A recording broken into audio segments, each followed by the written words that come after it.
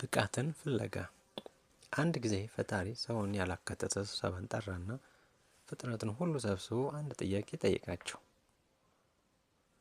ጠየቃቸው ይላል አንድ ምንጩ ያልታወቀ አፈ ታሪክ። ጥያቄው እንዲህ የሚል ነበር። ለነገሩ ዝግጁ እስኪሆን ድረስ አንድን ነገር ከሰው ልጆች ልሰውርባቸው እፈልጋለሁ። ስለሆነም ያንን ከሰዎች ለመሰወር የምፈልገውን ነገር የት ባስቀምጠው ሰዎች ላያገኙት የሚችሉ ይመስላችኋል? አላቸው። በዚህ ጥያቄ መልስ ለመስጠት ብዙም የደፈረ እንስሳ ማግኘት ከባድ ነበር። ቢሆንም አራት እንስሶች የየግል ሀሳባቸውን ሰነዘሩ። ንስር እንዲህ አለ።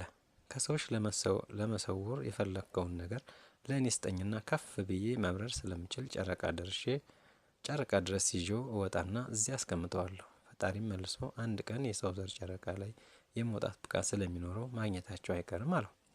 አሳ እንዲህ አለ።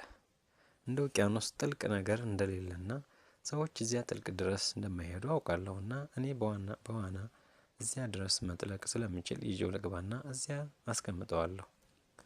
ፈጣሪ መልሶ የሰው ልጅ ወደ ጠለቀው ባህር የመግባት አቅም ለማዳበር ብዙ ጊዜ ስለማይፈጅበት ማግኘቱ አይቀርም ብሎ መለሰ። አንበሳ በተራው እንዲህ አለ። እንኳን ሰው አብዛኞቹ የዱር እንስሳት እንኳ የሚፈሩት ጥቅጥቅ ያለውን ጫካ የምደፍር እኔ ነኝ። እዚያ ወስጄ ባስቀምጠው ስለማያገኙት ለኔ ስጠኝ። ፈጣሪም ሰዎችን ጫካ መመንጠር ብዙም ስለማይከብዳቸው ቀስ በቀስ ይደርሱበታል አለ። ጦጣ በመጨረሻ እንዲህ አለች። ፈጣሪ ሆይ ከነዚህ ሁሉ ሀሳብ ሰጪዎች በበለጠ ሁኔታ ከሰው ጋር ቀረብ ብዬ የምኖረው እኔ ስለሆንኩኝ ባህሪያቸውን በደንብ አውቃለሁ። ሰዎች አብዛኛውን ነገር ፍለጋ ውጭውን ነው የሚሉት። ውስጣቸው ያለው ነገር ትዝም አይላቸውም። ስለዚህ ውስጣቸው ብታስቀምጠው በቀላሉ አያገኙትም አለች። የጦጣ መልስ ተቀባይነት ስላገኘ ፈጣሪ ለመደበቅ ያሰበውን ነገር በሰው ውስጥ አስቀመጠው ይባላል። ይህ የተደበቀው ነገር የራሳቸው የሰዎች እምቅ ብቃት ነው።